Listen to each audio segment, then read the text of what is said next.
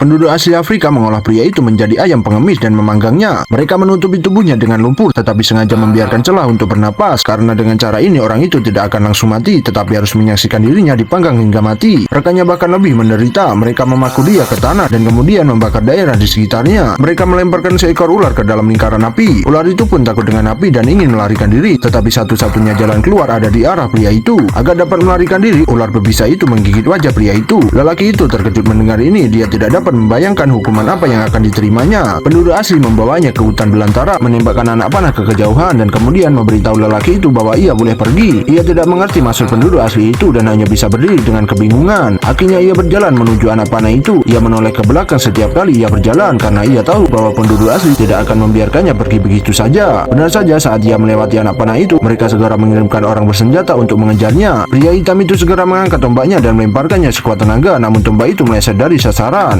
Lelaki itu mengambil tombak, melancarkan serangan balik dan mengirim pria itu ke Tuhannya. Ia mengambil perlengkapan pria hitam dan memiliki harapan untuk bertahan hidup. Ketika pria hitam berikutnya tiba, ia hanya menemukan mayat putranya di tanah. Tak lama kemudian semua rekannya segera menyusul. Hanya dengan pandangan sekilas, pihak lain langsung mengerti maksudnya lalu segera mengejar pria itu. Lelaki itu mencoba beristirahat sejenak, tetapi melihat penduduk asli masih mengejarnya, ia hampir putus asa dan bahkan sempat memikirkan kata-kata terakhir. Namun yang tidak disangka, orang yang ada di belakangnya tiba-tiba terkena serangan jantung dan meninggal di tempat. Lelaki itu terkejut saat melihat hal ini, tetapi untungnya dia akhirnya punya kesempatan untuk mengatur napas. Akan tetapi masih ada pria hitam lain yang masih mengejarnya. Dengan pengalaman berburunya, ia menyimpulkan bahwa lelaki itu pasti ada di dekatnya. Lelaki itu segera menggunakan peralatan yang diambilnya untuk membuat sepasang sepatu kuli. Pada saat itu dia tiba-tiba menyadari ada sesuatu di tanah. Dia mengambilnya dan menemukan bahwa itu adalah siput Afrika raksasa. Meskipun dia tahu bahwa hewan itu membawa virus, dia dengan tegas mengangkat belatinya dan menebasnya. Dia memasukkan daging siput itu ke dalam mulutnya dengan hati-hati. Setelah makan, lelaki itu memutuskan untuk berubah dari mangsa menjadi pemburu. Dia mengarahkan pandangannya pada sebuah kaktus di dekatnya, lalu dengan tegas mengambil senjatanya dan melubangi kaktus itu dan segera bersembunyi. Benar saja, ketika penduduk asli itu tiba, ia melihat jejak itu dan kemudian ia seolah melihat kaki di sampingnya. Tanpa ia sadari, lelaki itu diam-diam muncul di belakang pria hitam itu. Pemimpin suku tidak menyangka bahwa mangsa yang dilepaskannya kini menjadi pemburu. Sang pemimpin memutuskan untuk memimpin tim untuk mengejar lelaki itu dan bertekad untuk menangkap lelaki itu dan memotongnya menjadi beberapa bagian. Di sisi lain, lelaki itu mengarahkan pandangannya pada mangsa. Dia mengangkat tombaknya dan melemparkannya sekuat tenaga. Tanpa diduga, dia berhasil mengenai sasaran dengan tepat. Namun saat dia sudah tidak sabar untuk berlari ke arah mangsanya, ia mendapati bahwa rusa itu sudah ditangkap oleh seekor singa. Pada saat ini, penduduk asli juga menemukan jejak lelaki itu. Mereka segera membunyikan perintah berkumpul dan kebisingan itu membuat lelaki itu menjadi khawatir. Menyadari ada yang tidak beres, dia segera melarikan diri dengan cepat. Kepala suku juga memimpin penduduk asli dalam pengejaran, tetapi sebelum mereka berlari jauh, lelaki itu sudah kelelahan dan hampir kehabisan napas. Apakah yang akan terjadi dengan lelaki itu?